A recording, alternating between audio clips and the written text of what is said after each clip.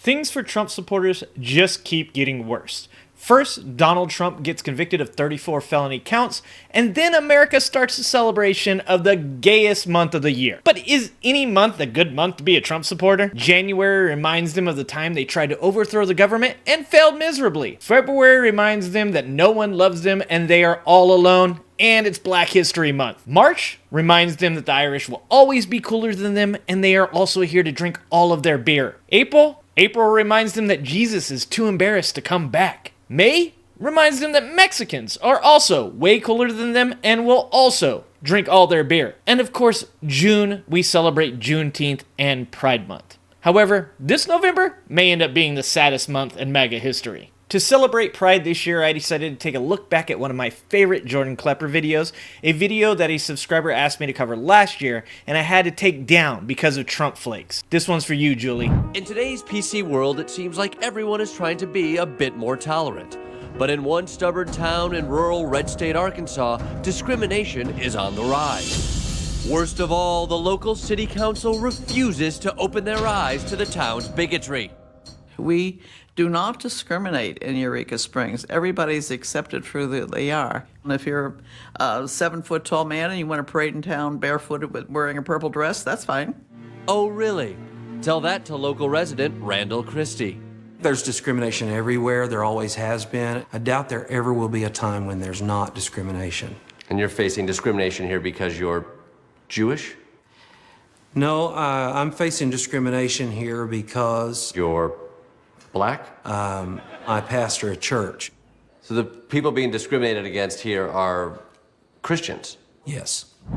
This is one of my favorite doomer conspiracy theories. The idea that white Christians are now being oppressed. The state of Arkansas is 70% white and 79% Christian. So who exactly is oppressing them? Let's be honest. At this point, white Christians just feel left out. They see all these other people with cool movements and reasons to be upset, and all they can complain about is how fictional immigrants might take the jobs that they wake up every day and complain about. At this point, they're just making shit up in the hopes that someone will feel sorry for them. And when you make up 3/4 of the population, you have to really try hard to create a boogeyman to sell all that fear and hatred propaganda. This law deliberately discriminates against the church. They have a paragraph regulating church hiring practices.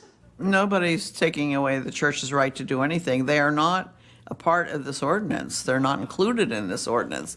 It has absolutely nothing to do with churches.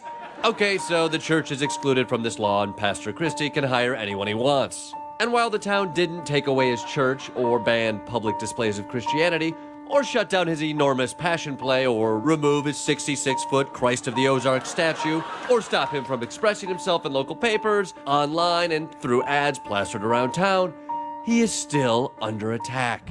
Exactly. It's almost as though these people don't know what it's like to be discriminated against. People like Randall here feel like they are losing rights anytime someone else gains the rights they deserve to have the whole time. And though I'm sure he enjoys cosplaying Commander Waterford from The Handmaid's Tale, I'm pretty sure the rest of his community would like to catch up to 2024. And something tells me this lady is about tired of this bullshit. And can you blame her? Can you imagine having to deal with this guy's whining about how he's oppressed all the time? The guy looks like he spends all the church donations on hair grease, Haagen-Dazs, cheap cologne, and badly fitted suits. When we passed Ordinance 2223, the religious conservatives were so upset about this because they are anti-gay. They descended on us like a plague of locusts. Okay, first of all, you can't use plague of locusts. That's a Bible thing. That's not yours. Okay. And secondly, why are you being so mean to these poor religious people? These poor religious people are mean to us. They write letters to the editor. They march up and down the street holding signs saying divorce is evil. The energy of downtown in Eureka Springs has changed a lot since the influx of LGBT. It really has. There used to be more family-oriented shops than there are now. What are the types of shops that have come up that are more gay-oriented and less family-oriented?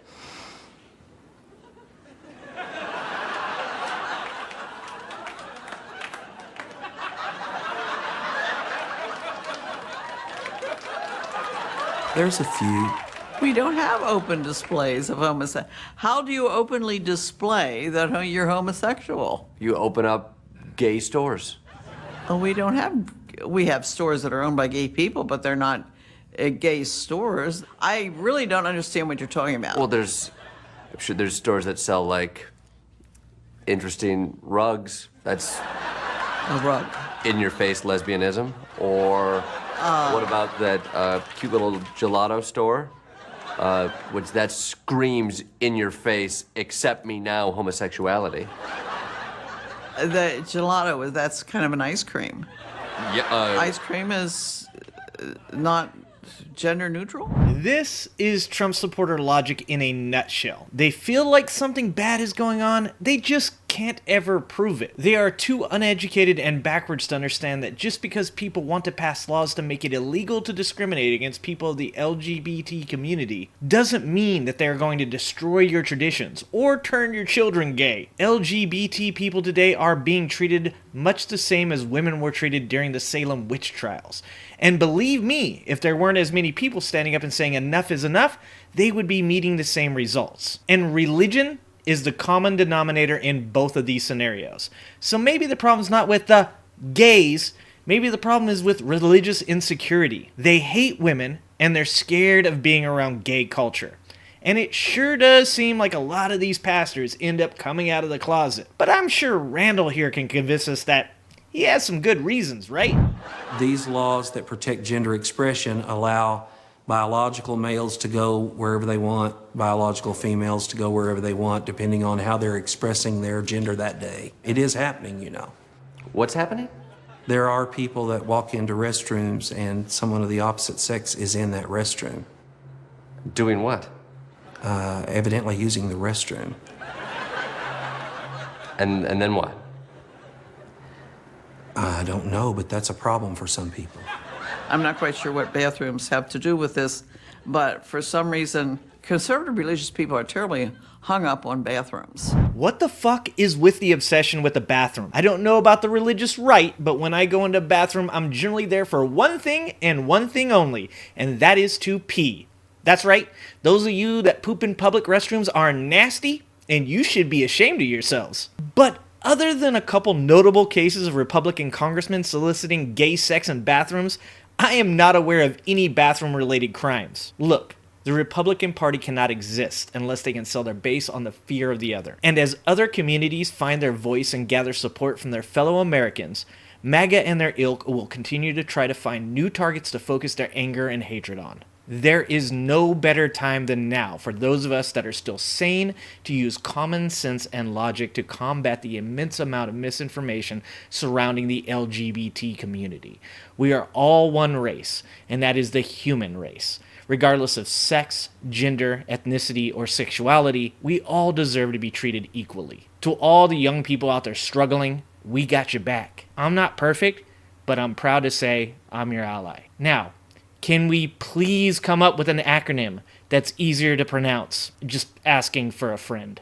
I'm proud of the progress that we have made as Americans. But if you think there aren't people all around the world fighting this fight, check out this video, where a Republican congressman spoke out in support of Uganda's Anti-Homosexuality Act of 2023 that calls for the death penalty for what they called aggravated homosexuality. Until next time, get educated and get out and vote.